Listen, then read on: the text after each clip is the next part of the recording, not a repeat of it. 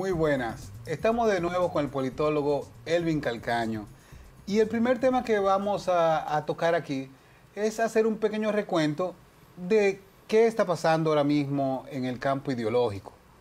¿Qué se puede llamar una nueva izquierda? ¿Cuál es la nueva fase de la socialdemocracia en estos tiempos?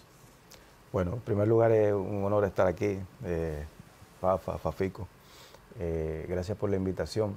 Yo creo que, diría así para iniciar la conversación, hay un elemento que marca el tiempo presente, que es lo que una autora que yo siempre recomiendo mucho, porque creo que es de esas autoras que nos ayudan a entender el presente, que es Wendy Brown, la norteamericana filósofa, que ella habla del vaciamiento de la democracia. El vaciamiento de la democracia como consecuencia de una racionalidad neoliberal en auge que se ha instalado desde los años 70 y 80, que tuvo su expresión política en Thatcher, Reagan, en los años 80 y que luego tuvo logró una suerte de hegemonía en el sentido gramsciano del término, a la par que se daba la caída, ¿no?, del bloque del socialismo real, el bloque soviético, etcétera. El mundo está marcado por eso, ¿no? Una racionalidad neoliberal que economiza constantemente ámbitos de la política y de la sociedad. Fíjense que hoy día muchas de las discusiones que se dan alrededor de fenómenos políticos se dan dentro de una clave económica, si son costosos, si no son costosos, si eso ayuda para la inversión, si eso ayuda al PIB, etcétera. Pero la naturaleza política de fenómenos como los que muchos de los cuales está viviendo la sociedad actual, no se está discutiendo, se ha vaciado por tanto. Y si no hay un fundamento político en la discusión pública, se vacía la democracia, porque la democracia nos remite a economía, remite a cómo entendemos la vida colectiva, ¿no?, que era la reflexión clásica de la democracia desde Grecia, ¿no?, que giraba alrededor de la virtud. ¿Quién tiene la virtud?, decían los griegos. ¿La tienen unos pocos o eso se puede, unos pocos que nacen con ella, o las tiene cualquiera? Quien entendía que la tenía cualquiera, abogaba por la democracia, el demoscrato, ¿no?, el gobierno del pueblo. Ahora, los que decían que con la virtud eso solo tienen pocos, abogaban por el gobierno aristocrático de los aristos, ¿no?, el gobierno de pocos. Esa discusión nos llega hasta hoy con las claves, obviamente, del tiempo presente, que son significativamente particulares. Pero yo creo que estamos en ese momento de un braceamiento de la democracia y nos aboca a quienes defendemos la democracia, yo creo, a hacer una defensa de la democracia en unas claves diferentes de lo que estábamos acostumbrados. Porque creo que va por ahí el mundo hoy día. Sí, tú hablas ahí de que hay como un recorte. Hay como un recorte de las explicaciones también. Yo veo en un simplismo que parece monolítico. Hay como una echo chamber, dicen los gringos, donde se reciclan una serie de ideas que se han convertido, que hace 10 años nos parecían repugnantes y que ahora mismo están en el frente de la política nacional y aceptadas como válidas. Sí, porque es que el reaccionarismo ha podido penetrar, no diciéndolo coloquialmente, sin pagar peaje en las sociedades de hoy, porque el fundamento democrático, político que había, que le hacía un frente, cuando el consenso ideológico hasta los años de 60 estaba en la centroizquierda y que de ahí dio lugar al estado de bienestar en los países centrales del mundo y en la buena parte de América Latina, ¿no?, con el desarrollismo y todo lo demás. Ese era el consenso ideológico y toda época tiene un sentido común epocal, como decía Hobsbawm, ¿no?, y el propio Gramsci. Hoy día el sentido común epocal se ha movido significativamente a la derecha y por eso vienen estas ideas ultranacionalistas, fascistas, los Donald Trump de la vida, los Le Pen, los Vox, los Milei, y entran, como ya decía, sin pagar peaje porque el armazón, los anticuerpos ideológicos que había para hacerle frente a eso, con un consenso de centro-izquierda, se han derrumbado. Y ahora esta gente dispone de un sentido común corrido a la derecha, junto con una época de miedo, de incertidumbre, que la pandemia lo que hizo fue magnificar eso. La gente está asustada, no sabe cómo va a haber mañana. Yo me acuerdo que yo estaba en una fila de un banco hace poco y estaban dos ciudadanos común y corriente, no eran dos ni teóricos, filósofos, no, dos ciudadanos de nuestro país normales, y estaban discutiendo de quién estaba detrás de la creación de la pandemia. Si Bill Gates decía uno, o el otro decía que eso era una conspiración de una élite, ¿no?, porque así le dicen, de la élite. Y verdaderamente esas cosas son preocupantes, ¿no?, porque tú te das cuenta que un ciudadano que frente a un problema como ese asume una postura de ese tipo, es un ciudadano que ideológicamente, ¿no?, tiene una base en él donde penetra muy fuerte ese tipo de discursos reaccionarios, ese tipo de discursos anti todo. Tú decías algo en una conferencia hace muy poco, tuvimos un encuentro que se llamó ¿Cómo hablar? El título. ¿Cómo hablar con las mayorías desde un lenguaje democrático y progresista? Quiero repetirlo. El tema de ese encuentro en el que él fue el ponente se llamaba ¿Cómo conectar con las mayorías desde un lenguaje democrático y progresista? Y durante esa conferencia que realizó el Grupo Articulación Democrática, al cual yo pertenezco, que tratamos de movilizar, de impulsar en este gobierno los cambios pendientes, ahí él mencionó algo que me llamó mucho la atención, que es el cómo ya no hay hechos, sino hay una argumentación sobre los hechos, que cada hecho ya ahora mismo ya no tiene valor per se, sino que todo el mundo lo ve como algo maleable a lo que puede discutirle o no.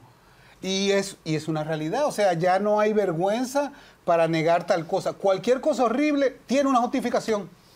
Sí, pero yo creo que hay un problema en el presente. Me alegra esta oportunidad para que tratemos ese tema. Primero, el más alto nivel del sistema capitalista, que fue imponer supremacía en el mundo, y dentro de ese orden la hegemonía del eje fundamental que era Estados Unidos. Ese proceso está profundamente cuestionado hoy. Pero la alternativa que surgió como confrontación, que fue el marxismo, también tiene un cuestionamiento.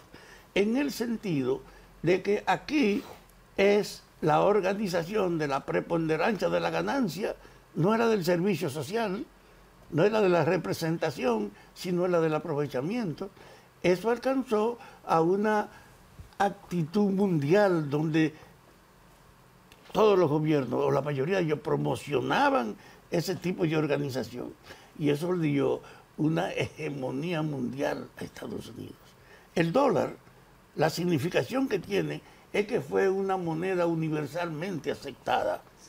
Y el dólar vale 5 centavos imprimirlo. Y Estados Unidos, a ese costo con el dólar, lo usó como un instrumento inmenso e insuperable para comprar y para pagar. Era la mayor estafa de la historia de la humanidad, fue la hegemonía del dólar.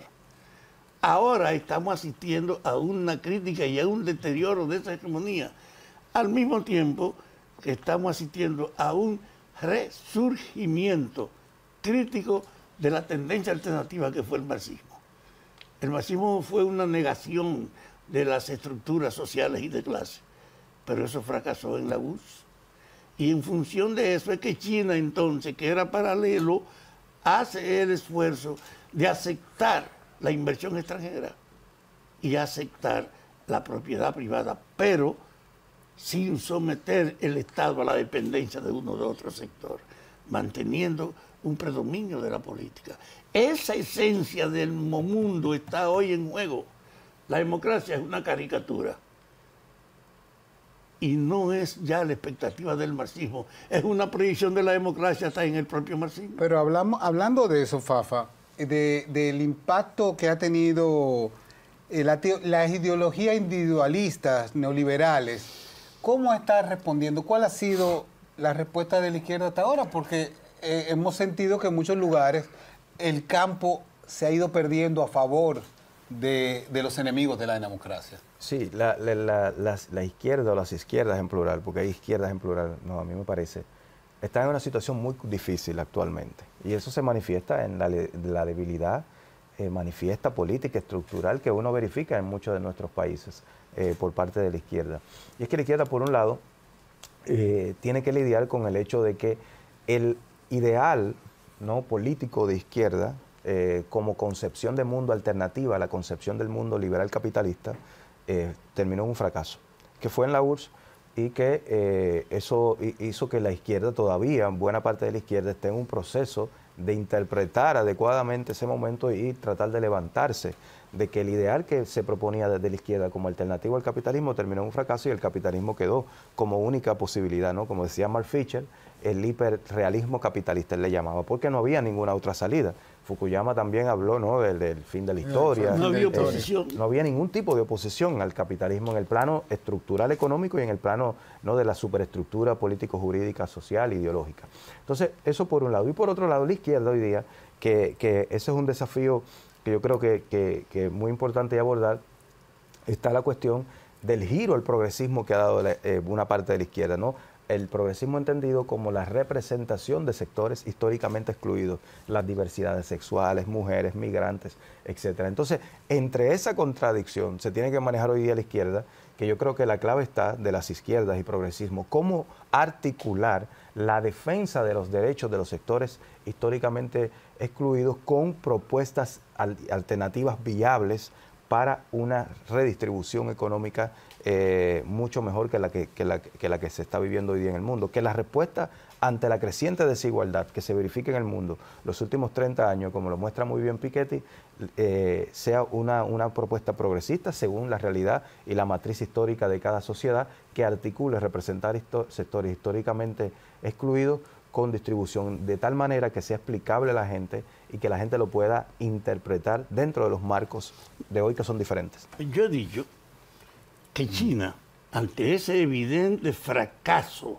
que representó la caída de la URSS como guía de la contraparte del capitalismo predominante, China entendió que no podía seguir apegada a los criterios básicos teóricos que cimentaron la propia derrota de la URSS. No habló de la homogenización social, no descartó el uso de la propiedad, porque en el fondo, cuando tú ponías a todo el mundo que no había chance para que tú creciera, porque todo era una tendencia a la homogenización, la competencia perdía el papel de estímulo en la gente que quería ascender cogiendo ese camino. En la estructura de la URSS no había esa esperanza. Y esa situación creó una atmósfera de indiferencia y de sujeción de la gente que hizo fracasar el sistema. Y ahí es que yo digo que China actuó con inteligencia. Se dio cuenta que no podía seguir ignorando el papel de la inversión extranjera. Y le dijo a Estados Unidos, China es la mejor zona franca del mundo y es la más barata. Y el capital americano se fue para allá y ayudó entonces a que China venciera el desempleo, se ahorrara el desarrollo y creciera.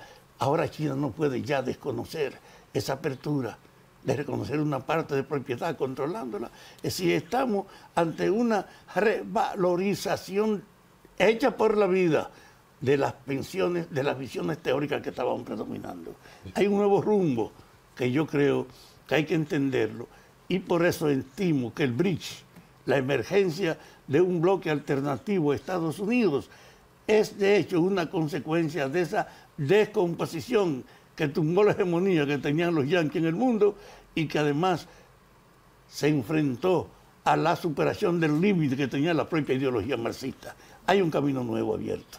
Ahí hay un tema interesante en eso de China, y yo lo hablaba a propósito de una intervención que tuve en una Unicaribe recientemente, que era sobre China. Y es que China, según algunos autores, con los que yo tiendo a estar de acuerdo, China lleva el marxismo aún más allá, a partir de los propios postulados de Marx, porque cuando uno estudia la obra de Marx en su conjunto, una de las primeras cosas que uno extrae de esa obra, el Marx, no desde el Marx periodista hasta el Marx filósofo, economista, de los Grundrises, de la crítica a la filosofía, a la ideología alemana, es que Marx no es anticapitalista, ni es antipropiedad privada. Marx es postcapitalista y en ese contexto él propone como un paso dentro de ese proceso hacia una situación postcapitalista es que si la propiedad privada está en manos de los trabajadores no hay un problema. Entonces cuando uno ve el modelo de China, en China de las 20 empresas más grandes de China, 19 son de propiedad pública. Cuando uno ve que en China, por ejemplo, ese tipo de números, ¿qué es lo que uno está viendo en términos netamente económicos? Que la utilidad que de esas empresas que son altamente competitivas hoy día, como BYD, que le está ganando la carrera, pero por mucho, de los carros eléctricos de Europa y Estados Unidos, la utilidad de esas empresas que se dirige a inversión social, y por eso China tiene, en los últimos 30 años, ha desarrollado más trenes de alta velocidad que todo el resto del mundo en su conjunto. Y es una competencia en muchas áreas. Incluso ahora mismo los vehículos chinos están acabando en todas partes. Porque lo pueden producir a un menor costo y a una calidad en términos de tecnología similar a la del resto del mundo. Pero por lo tanto lo pueden vender más barato. Pero déjeme decirle, porque yo entiendo que el impacto de esto, yo veo a China como una sociedad que tiene, por ejemplo, políticas industriales, o sea, que tiene visiones para hacer cosas. Los chinos empezaron en 1978 a trabajar con carros eléctricos, señores. O sea, y ha habido una proyección. ¿Y qué hicieron con los carros eléctricos? ¿Queremos batería? Pues vamos a comprar los materiales. O sea, ha habido una visión de túnel porque es el Estado que ha estado promocionando los sectores. Que define. Los sectores, en China, los sectores que han impulsado, porque tú dices 20 empresas privadas, pero hay miles de empresas chinas que tienen capital del Estado chino. Es que fíjese, por eso la dialéctica me parece, en China lo que yo veo es un proceso dialéctico de un Estado comunista que dirige empresas capitalistas altamente rentables. Y funciona. Y funciona. Entonces, en China, fijémonos en lo siguiente, en China, por tanto, la política no es subsidiaria de la economía, como ha pasado en nuestra sociedad en los últimos 30, 40 años, que la economía se terminó comiendo a la política. En China, la conducción económica parte de un criterio político. Ahí están los planes quinquenales que todavía tienen de cada 5 años. Y en China un empresario, por ejemplo, como el dueño de lo que era el equivalente del Amazon chino, no se me ve el nombre. Alibaba. De Alibaba, el dueño de esa empresa, que se convirtió en un momento dado en uno de los 5 hombres más ricos del mundo. Luego tuvo una controversia, pues sobre todo porque por exhibicionismo, que los chinos son muy cuidadosos con eso. Por ejemplo, es impensable que en China uno vea lo que hizo el hijo de Ambani, el del hombre más rico de la India, que gastó $600 millones en una boda que duró un mes y pico, donde fueron a cantar Beyoncé, Justin Bieber. Hacen eso en China y lo van a buscar el otro día. Eso tuvo un problema. En China este empresario empezó a tener una serie de desacuerdos y de criterios y fue sacado del mapa. Hoy no está ni entre los 20 chinos más ricos y llegó a ser el más rico de China. Entonces hay una conducción política de la economía. China es la sociedad de la economía política, eso es muy marxista. Entonces, cuando yo escucho personas, sobre todo ahora, ¿no?, que la sociedad se han derechizado y que lo único que existe parecería que es un único pensamiento, ¿no?, de una serie de cosas que son realmente mitológicas, ¿no?, esto que el mercado se regula solo y todo ese tipo de cosas, ¿no?, que empiezan a decir, bueno, es que en China para poder desarrollarse se convirtió en capitalista. Espérate, cuando uno va a los datos, desagrega, estudia y ve los conceptos, en China es una sociedad donde el capitalismo tiene una relación de tipo dialéctica con un Estado que es comunista y que se organiza de una estructura comunista. Pero la superación de China es que la idea del antagonismo que en nombre de Marx se imponía en la izquierda, de borrar toda la estructura capitalista, lo superaron. China lo ha superado y ha mantenido el criterio de cómo tú organizar la economía en función del bienestar social y no de la acumulación de los particulares que manejan eso. Es un camino nuevo. Y en ese momento hay una ruptura para la práctica de ayer. Y ahí es que yo insisto en 100%. El desafío que es entender la actualidad ahora. Ahora, y haciendo el siguiente matiz, y disculpa ahí, Fafico, y es que China, tampoco es que yo no creería tampoco que debemos tomar ese modelo y querer exportarlo a todos nuestros países, porque a partir de la matriz sociohistórica de cada sociedad, yo creo que hay elementos de la China actual que podemos aprovechar mucho, pero hay otros que no tanto, ¿no? Porque en China también hay un tipo de pacto que es, por ejemplo, lo que Cuba no ha podido hacer. ¿Cuál es el fracaso de Cuba? Yo decía un día en las redes sociales, ¿no?, que ahora todos estos propagadores de ideología de derecha, no, que Cuba es un ejemplo del fracaso del socialismo y el comunismo. Cuba no es un fracaso del comunismo y del socialismo. La consecuencia de lo que ha pasado con Cuba es que no tiene capacidades productivas. En China hay capacidades productivas. Sí, pero además de la capacidad productiva estaba la consecuencia de la intervención norteamericana para reducir su propia participación en el mercado. Sin ninguna duda, totalmente. Entonces, en Cuba, en la medida de que no hay capacidades productivas y ese tipo de elementos, ¿no?, coercitivos de Estados Unidos, Cuba no puede proponerle un pacto a su sociedad como el que se lo propone China, que es autoritarismo político a cambio de prosperidad económica para la gente. Mira, pero fue muy triste para mí porque yo estuve en 1985 a 1990 estudiando en la Universidad de La Habana y tuve la oportunidad de conocer algo que se llamó la perestroika. La alegría que nos daban los estudiantes, conversar en un autobús con un obrero que iba leyendo Sputnik, la revista rusa, y mirar cómo venían los cambios. Y teníamos la esperanza, los que estudiábamos allá, de que se iba a montar Cuba en esa ola que al final resultó beneficiosa para Vietnam, para muchos otros países que tal vez no se habían integrado al concepto chino, pero que funcionan. Pero bueno, ahora como estamos hablando de actualidad, queremos hablar de un tema de actualidad también sobre las izquierdas en el contexto, ¿qué está pasando en Argentina y en Venezuela? ¿Qué está pasando en la sociedad argentina y en la sociedad venezolana en el día de hoy? Bueno, pero empezamos por Argentina, ¿no? Sí. En Argentina hay un individuo que es Milei, que está en el poder, de ultraderecha, neofascista claramente, desde un criterio de manejo conceptual de lo que implica el fascismo, ¿no? Obviamente no es el fascismo de Mussolini, de Hitler, de entreguerras, de la Europa de entreguerras, pero sí es un tipo de lógica política la que él desarrolla que tiene tintes de tipo neofascista. ¿Por qué neofascista? Porque son nuevos ante una nueva configuración sociopolítica existente hoy día en el mundo y en este caso en particular en Argentina. Pero entonces Milei es el producto del fracaso un fracaso, sí, del fracaso del progresismo argentino, innegable, encarnado en Alberto Fernández, que ahora está en un gran problema, acusado de violencia de género, y parece con pruebas muy contundentes. Veremos en qué termina eso. En Argentina, luego de la crisis del barrilito del 2002, que entra Néstor y luego Cristina, Néstor que fue un muy buen presidente, Cristina que tuvo un muy buen primer gobierno, un segundo gobierno de Cristina muy turbulento, se peleó con todo el mundo, indicadores económicos por lo menos mediocres, y que eso dio lugar a la entrada de Macri en el 2015, ¿verdad? Cuando derrotó a Daniel Scioli en la elección presidencial argentina de ese momento. Cuando Macri fue presidente de Argentina por temas de trabajo, iba mucho a Argentina. Y yo me acuerdo, porque ahora todo se olvida, ahora que vimos un eterno presente por las redes sociales, ¿no? Donde mañana ya.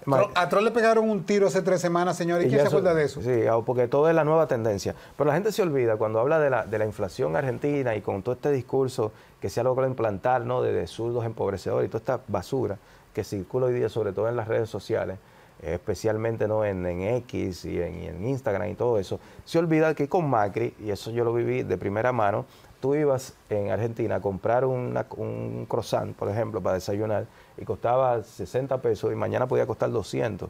Y así era que estaba Argentina entre el 2017 y 2019, con Macri, con un gobierno de derecha neoliberal. Y entonces, ¿qué pasa? Que viene el progresismo con Alberto Fernández y no pudieron solucionar ese problema de la inflación. Y eso le generó un desgaste donde viene Milei, un individuo que había surgido del show televisivo, y entonces Milei lo que hace es que ante el descrédito del progresismo tradicional encarnado en el peronismo y de la derecha tradicional encarnada en el macrismo, surge esta figura y se presenta, ¿no? como con una propuesta de ruptura total con el sistema. Y eso le dio mucho éxito electoral y por eso hoy día es presidente. Vamos ahora, Fafa, vamos a pasar al próximo bloque ya, porque ya el tiempo se nos... Y tenemos muchas preguntas interesantes en el próximo bloque ahora, de la realidad ideológica aquí en el país y los retos para los que quieren un país de derecho, un país más democrático, un estado del bienestar para cada uno de los dominicanos. Quédense con nosotros.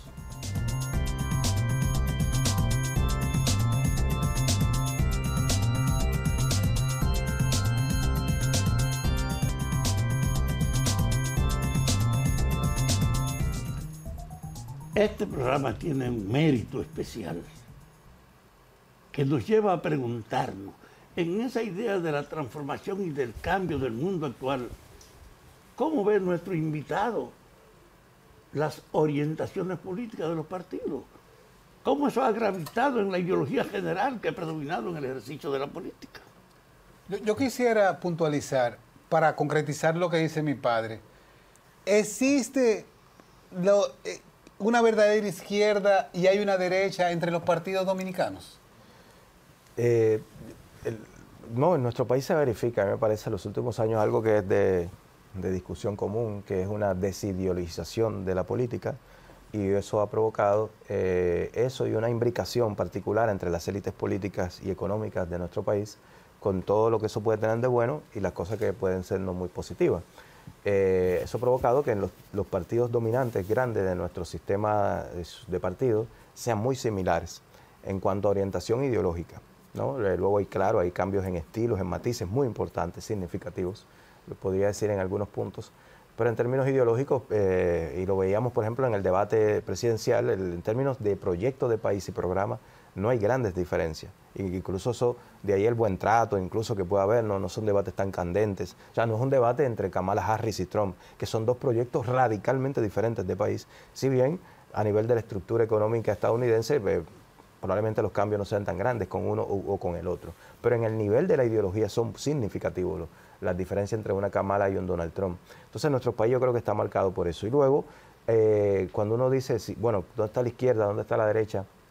En nuestro país yo creo que hay un punto que es clave para nuestro país en este momento, incluso para desarrollar una lucha en favor de nuestra democracia, de ampliarla, de perfeccionarla, de llevarla a más ámbitos de nuestra sociedad. Y es que hoy día la derecha dominicana yo la veo más como una expresión ideológico-mediática articulada a la nueva realidad de las redes sociales. Tú tienes una gente que no tienen, por eso yo le decía, porque me decían algunos compañeros y amigos, bueno, mira, la ultraderecha no sacó ni un punto en la pasada elección. Yo dije, pues te equivocas si lo ves por ahí.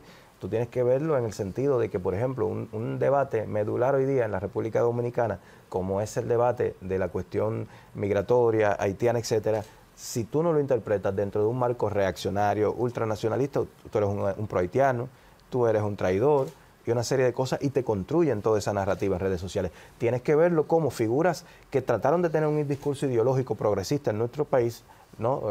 Sin mencionar los nombres, pero creo que son muy manifiestos, que despuntaron como políticos progresistas en este país. Hoy día no defienden un solo tema desde una perspectiva ideológica en sus redes sociales o en sus intervenciones mediáticas. De hecho, son muy comedidos cuando enfrentan este tipo de problemáticas, y los entiendo porque ellos sienten que se ha creado un armazón mediático que cualquier cosa que ellos digan le generan una opinión contraria, sobre todo en la conversación digital, que eso se maneja hoy día, ¿verdad? Donde te ponen una serie de etiquetas que le limitan mucho el alcance que puedan tener. Entonces yo diría que de cara a la República Dominicana del presente actual hay que entender el fenómeno de derecha y derechización como sobre todo una expresión ideológico-mediática que ha logrado que temas medulares de discusión en el país sean mayormente y tendencialmente interpretados dentro de un registro reaccionario, lo cual es el que condiciona mucho la discusión pública a las expresiones progresistas en el país. Por ejemplo, señalando sobre ese punto, la derecha ha tomado algunos temas que, oigan, que no son de impacto nacional, que no tocan a millones de personas ni mejoran la vida de las personas, pero sí crean pánico, sí crean terror. Claro. No quieren volver a los niños pájaros. Aquellos, las feministas, lo que son una loca que quieren eliminar al hombre. Han creado unos códigos que mucha gente sigue y es penoso encontrarse una joven que disfruta de muchas libertades que son fruto del trabajo de décadas de mujeres dominicanas, diciéndote las feminazis.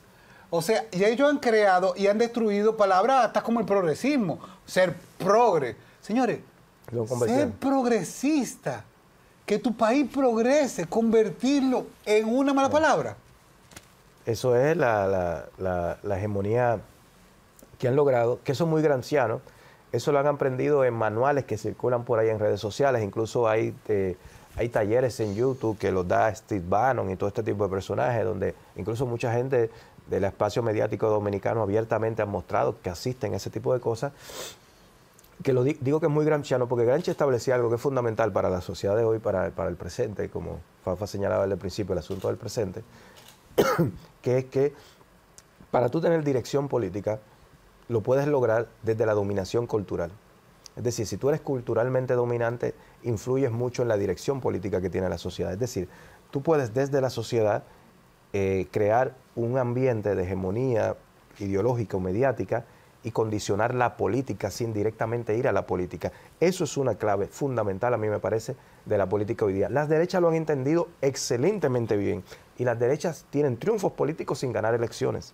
Marine Le Pen, por eso yo también le decía a compañeros que celebraban mucho cuando la ultraderecha no pudo ganar en Francia. Yo dije, suave con eso. ¿Por qué? Porque ganó el discurso. Ella ganó el discurso. Todo el mundo tenía que hablar el mismo discurso. En Francia y fuera de Francia, los problemas franceses se van a seguir discutiendo dentro de un registro reaccionario. Y eso lo logró Marine Le Pen. Entonces, hoy día, las sociedades, por el paradigma comunicativo que instalan las redes sociales, hay un elemento hegemónico que es fundamental entender para la política del siglo XXI. Cómo desde la sociedad poder construir dominación cultural en los términos de Gramsci, es decir, construir cultura, ideas que fluyan, que sean orgánicas, que conecten con la gente, que la gente las asuma y que esas ideas se conviertan en el marco de interpretación de la realidad de la gente. Pero eso es clave hoy día. Y las derechas lo han entendido perfectamente. Por eso decía García Linera, acertadamente, hoy día las derechas son más gramscianas que la izquierda, él decía. Pero déjeme, para llevarlo a términos más sencillos, déjeme decirle un pequeño ejemplo. Nosotros, tiene la socialdemocracia dominicana una penetración cultural tan fuerte como la de Alofoque. No, Alofoque lleva su programa, millones de personas lo transmiten en América Latina y es un enfoque totalmente conservador desde un punto cultural, desde la cultura, los artistas, lo que sé yo quién, pero ya está involucrando y nosotros no hay una respuesta de la sociedad ahora mismo a cómo hablarle a las masas y sacarlos de esos errores que se están promoviendo. Pero hay un problema, Fafito. Es inocultable que la estructura tradicional está en crisis. Nada más hay que ver lo que pasa en América Latina. Ahora, las alternativas tienen debilidades. Pero ahí es que es donde está el problema, en entender la actualidad, que es lo que yo le vivo predicando a los dominicanos. A la luz de entender específicamente lo que pasa, que tú puedes proponer, desde luego, ¿qué valores tú tienes? La institucionalidad representativa y la política del bienestar. Entonces tú puedes organizarla. Este gobierno de nosotros tiene 12 proyectos para refundar el Estado y ahora le agregó uno con la Constitución. Y yo le vivo diciendo, si no se crea una identidad con todos sus funcionarios, que se crean los promotores del cambio, si usted no crea una atmósfera que obligue a los adversarios a pensar entre incorporarse porque está abierta la posibilidad de la cooperación, no es verdad que va a poder hacer y cumplir su promesa. Para usted cambiar la realidad tiene que integrar a la gente en la conciencia del cambio. Y ese es el desafío que tenemos nosotros ahora, que con un rechazo a lo existente hay una promesa del cambio que todavía 4 años después del gobierno haber ganado sigue limitadamente habiéndose paso. Y en América Latina para mí esa es la posición. Pero, y entonces frente a eso, ¿qué estrategias pudiéramos hablar para articular a los ciudadanos en un proyecto que sea para su beneficio, que sea para la mayoría? Porque, para poner un ejemplo, señores, hay una obsesión con las personas transgénero en los medios de comunicación dominicana. La comunidad trans de República Dominicana no sé si llega a 2.000 personas. Creo que no hay ningún delito registrado este año de eso. Creo que hay más delitos registrados de abusos de la comunidad religiosa, en dado caso. Pero no es eso, es que ellos han convertido un tema de una cosa minúscula en una cosa de interés nacional y focal. Mientras que tenemos el problema de las niñas adolescentes en República Dominicana, de las cuales 300 niñas entre 9 y 12 años parieron el año pasado. Y fueron miles de niñas embarazadas hasta los 17 años, sí, que fueron violadas. Señores, estamos hablando de violaciones, muchas de esas relaciones incestuosas, y aquí no pasa nada, y eso no es un tema. Entonces, ¿cómo articular con la gente? Aquí en el país se ha tratado de avanzar en cierta agenda, vamos a decir, progresista, de ampliación de derechos. A mí me gusta mucho ese término, ampliar derechos. Yo creo que es la clave del tiempo presente y de la sociedad de hoy en el mundo, es ampliar derechos, hacerlos más asequibles a una mayor cantidad de personas. No se ha podido avanzar en esa agenda porque se le ha impuesto una contrapartida ideológico-mediática muy en contra. Hoy día en el país se ha demonizado la agenda por las 3 causales, que fíjate, y esto conecta con lo que tú acabas de decir, el planteamiento de las 3 causales es un planteamiento de mínimos, que en 3 tipos de escenarios excepcionales totalmente, entre los que incluyen el riesgo de morir de la madre y una serie de elementos, violación, se pueda permitir la interrupción de un aborto, de un embarazo, que esa es otra cosa, es interrumpir un embarazo. No es el asunto medular, no es abortar como tal. Y fíjate que ni eso se ha podido avanzar en el país. Y hay encuestas que indican que una mayoría de los ciudadanos dominicanos están de acuerdo con eso, pero hay una hegemonía mediático-ideológica, yo insisto con eso, que se pone contrario y que, entre otras cosas, toma casos total y absolutamente excepcionales y los pone como una normalidad. ¿no? Entonces, señalo en eso. ¿Qué estrategia? Bueno, tiene que haber una estrategia mediática de disputa ideológica, porque las sociedades de hoy, con el paradigma comunicativo de las redes sociales y en un tiempo presente de incertidumbre, de malestar de la gente, si tú no das la disputa ideológica, no vas a poder tener avances significativos en el campo político. Y los sectores progresistas, en mi criterio, de lo que yo he podido ver en la República Dominicana, no entienden esa dimensión de la disputa política. Creen, primero, tienden a cometer un error que creen que diciendo la verdad tú logras algo. La verdad, no hay nada más disputable políticamente que la verdad, sobre todo lo de hoy, donde Steve Bannon se dio cuenta con el 2016 con Donald Trump que hay hechos alternativos. La propia realidad estamos viendo un objeto negro y tú puedes decir, no, eso es azul. Bueno, bro, que eso es azul. En la conferencia que tú diste sobre cómo hablar con la gente, recuerdo una frase muy importante, que tú decías, no hay verdad, siempre hay algo argumentable sobre el hecho. Ay, sí, argumentable sobre el hecho, ya no hay un respeto a este es el hecho y no, yo te lo argumento. Y eso uno lo verifica haciendo consultoría, trabajando en distintos escenarios políticos, ¿no? Ya más técnicamente, de que la forma en que la gente interpreta las cosas está muy determinada por el marco de interpretación que tenga la gente para ver eso. Entonces, ¿qué es lo que hay que luchar? Hay que luchar por los marcos de interpretación que mayormente tenga la gente. Hay que tener más fuerza mediática, hay que construir aparatos ideológicos mediáticos para dar esa disputa en clave democrática, ¿no? Para confrontar ideológicamente el avance reaccionario. Pues fíjate que los reaccionarios incluso han logrado convertir la palabra agenda en un pecado. Que por eso yo se los digo, pero ¿qué tú me estás...? Porque ahí dicen... Cuando me dicen Agenda 2030, yo digo... sobre todo sobre todo los más incultos dicen, no, que ahí viene la agenda. Y yo le digo, ajá, ¿y tú no tienes una agenda? Todo el mundo tiene una agenda, todo el mundo tiene una ideología, todo el mundo tiene una ideología porque la ideología es una forma de ver el mundo, una concepción de mundo. Entonces yo creo, y en eso yo pongo el ejemplo de AMLO en México, que ha sido un gran constructor de sentido común desde una perspectiva progresista y en ese caso nacionalista de México, en un escenario como el mexicano donde era impensable hace 6 años que uno creyera que alguien de izquierda como AMLO pudiera gobernar y reelegir su partido de una manera como lo está haciendo. Bueno, lo ha logrado porque AMLO todos los días a las 7 de la mañana está dando la disputa ideológica, está creando información, está creando titulares, está disputando las alternativas que dicen sobre él.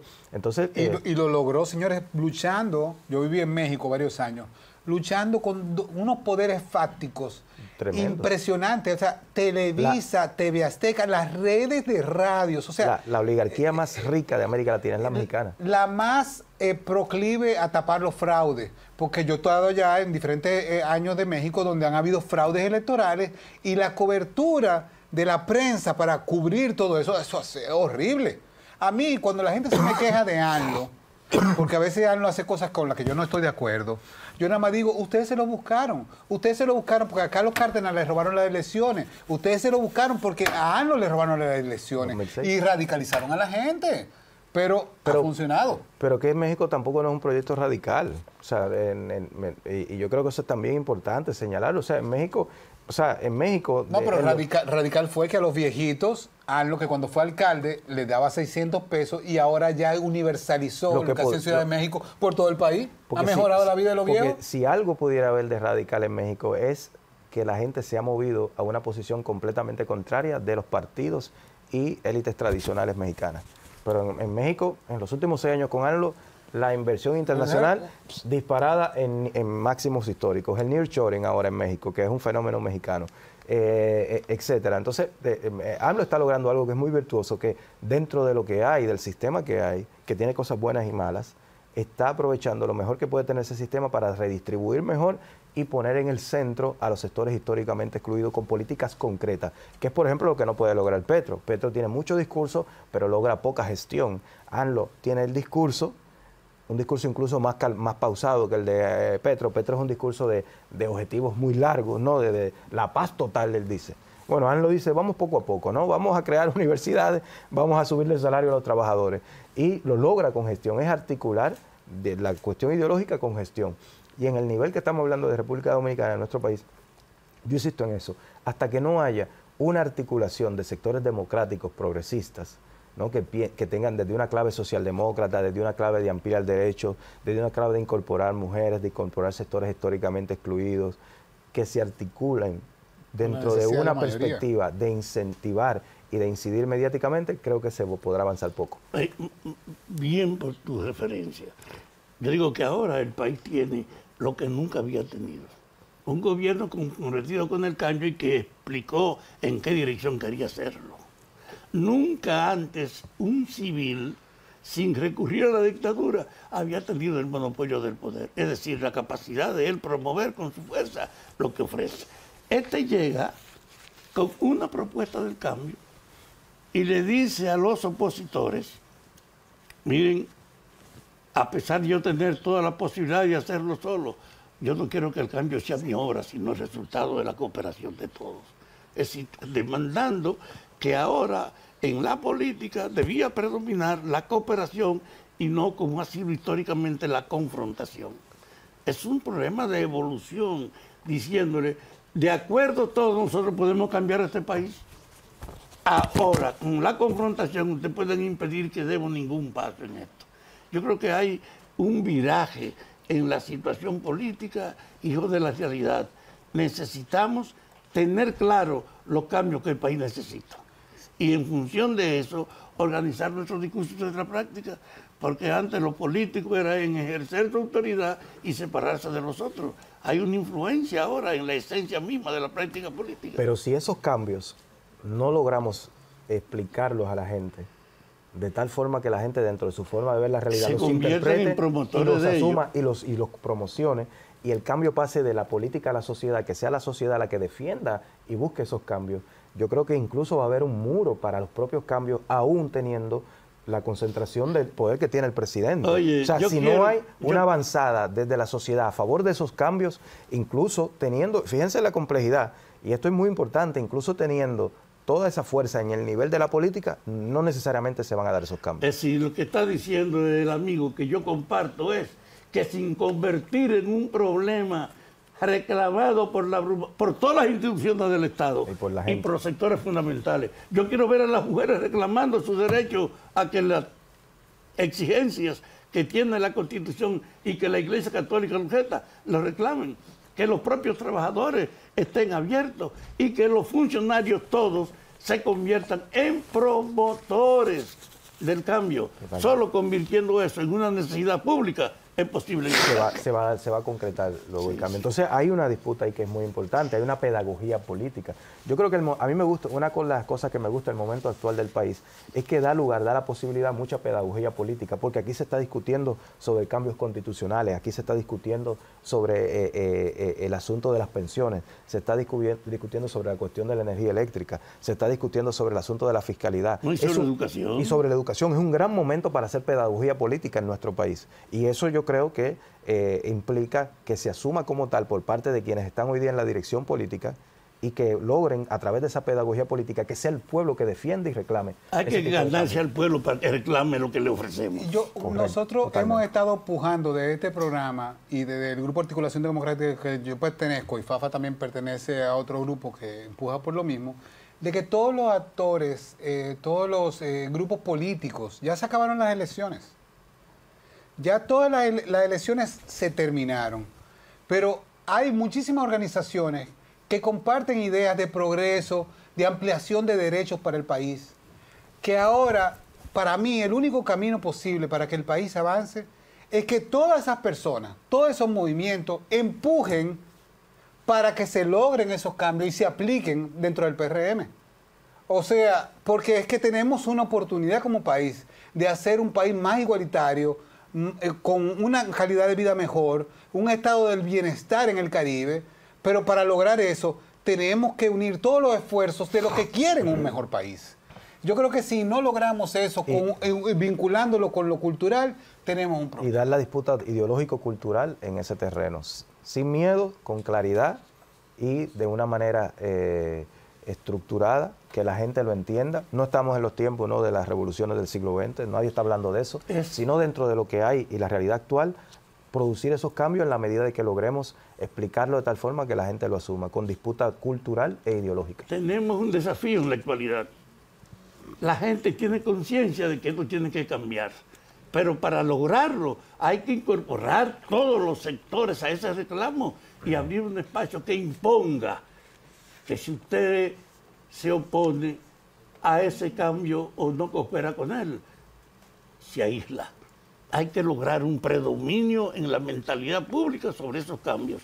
Yo creo que por eso tu llegada aquí tiene una trascendental importancia, porque nosotros vivimos diciéndole a todos los funcionarios: ustedes están metidos en administrar su espacio de política con la idea de que el pendejo es el que no aprovecha su cargo, cuando ahora necesitamos un servicio, de que todos promovamos el cambio, no que nos detengamos en sacarle ventaja a una función, porque solo con la movilización de la gente en torno a ese reclamo es posible cumplirlo.